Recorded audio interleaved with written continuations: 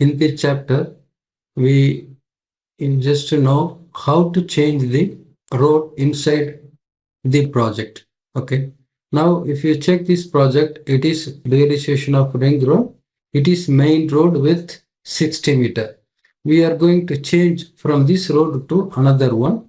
So again, you go to the road management and set current road. You click this.